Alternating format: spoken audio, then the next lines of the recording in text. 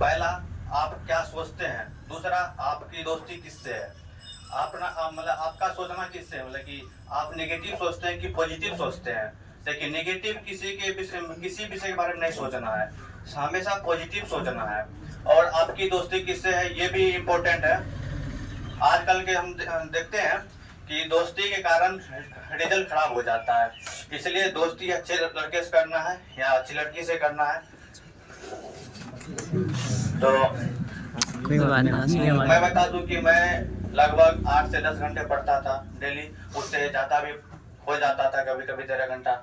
तो ये इम्पोर्टेंट नहीं है, लेकिन मेरा एवरेज था 8 से 10 घंटा रोज पढ़ना है, और उसके बाद हर विषय को पढ़ना है।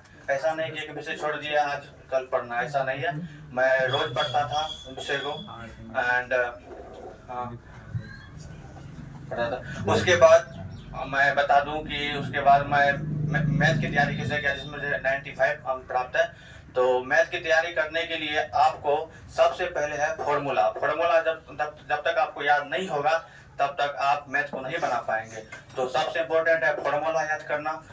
उसके बाद अगर आप मैथ में थोड़ा कमजोर है तो आपको कम से कम 3 घंटा देना पड़ेगा, नहीं तो वैसे जिसका एवरेज है उसको 2 घंटा दे सकते हैं, लेकिन मेरा मानना है कि 3 घंटा दीजिए, आपको बेटर रिजल्ट प्राप्त होगा।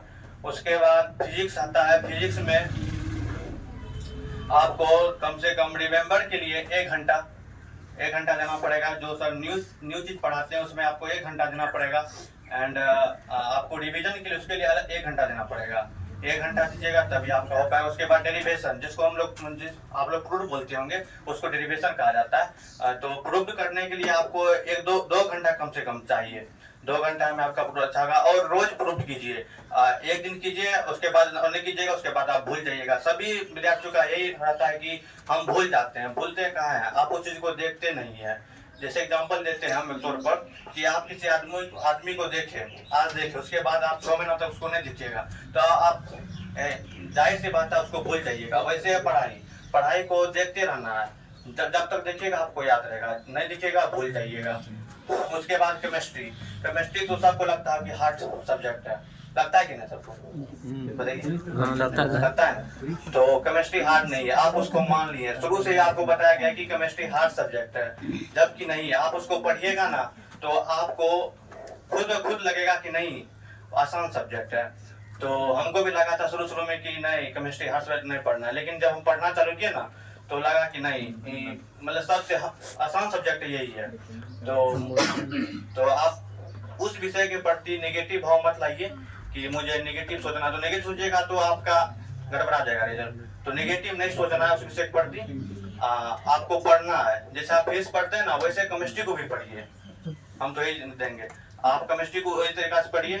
एंड उसके बाद इंग्लिश आता है। इंग्लिश में भी बहुत बच्चे बोलते हैं कि हम शुरू से नहीं पढ़े हैं एंड नहीं पढ़े हैं, उसके बाद नहीं हो पा रहा हमसे।